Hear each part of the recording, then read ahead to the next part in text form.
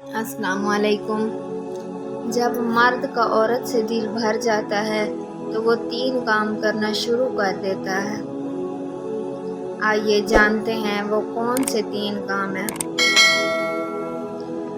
ایک مرد کا رویہ ہی ہوتا ہے جو ایک جیتی جاگتی عورت کو مار دیتا ہے، اور مرد کا رویہ ہی ہوتا ہے جو مرتی ہوئی عورت کے لیے جینے کی وجہ بن جاتا ہے۔ اعتبار روح کی طرح ہوتا ہے، ایک دفعہ چلا جائے تو واپس نہیں آتا۔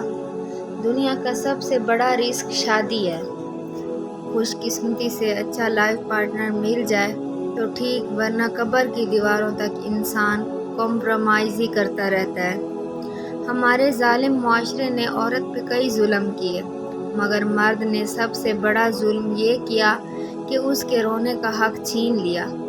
مرد کا جب عورت سے دل بھر جاتا ہے تو وہ 3 کام کرنا شروع کر دیتا ہے۔ نمبر 1، اس کا لہجہ بدل جاتا ہے۔ نمبر 2، عورت کے کردار پر انگلی اٹھانے لگ جاتا ہے۔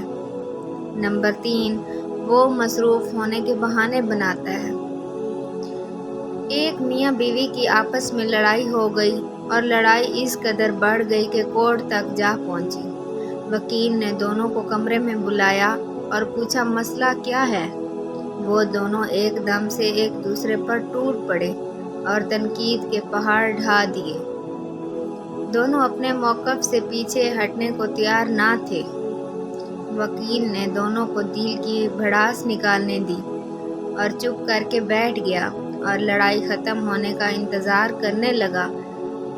جب دونوں تھک کر بیٹھ گئے تو وکیل بولا، اچھا تو تم دونوں نے ایک دوسرے کی خامیاں بیان کی ہیں، اب ایک دوسرے کی خوبیاں بیان کرو۔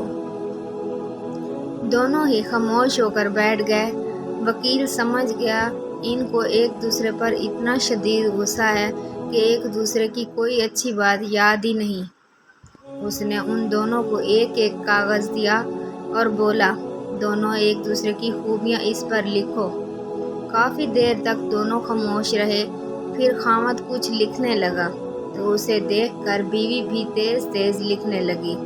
لگ رہا تھا ابھی بھی دونوں مقابلے میں کاغذ بھرنے بیٹھ گئے ہیں۔ جب لکھ لیا تو دونوں نے اپنا کاغذ وکیل کو تھما دیا۔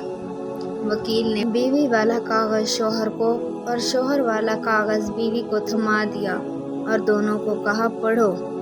پڑھتے ہی دونوں کی آنکھوں میں آنسو نکل آئے اور ایک دوسرے کی تعریف سن کر بہت خوش ہوئے۔ کمرے کی فضا ایک دم سے تبدیل ہو گئی، ایسے لگ رہا تھا جیسے وہاں تو لڑائی ہوئی ہی نہ ہو۔ وکیل کا فرض پورا ہو چکا تھا، وہ لڑتے ہوئے وہاں آئے تھے اور ہنستے مسکراتے وہاں سے باہر نکلے۔ کائنات کے بڑے بڑے مضامین میں نہ پڑو، بلکہ چھوٹی چھوٹی باتوں پر توجہ دو، اس کو راضی رکھو۔ جو ہم سفر ہے چاہے وہ ہم خیال نہ بھی ہو۔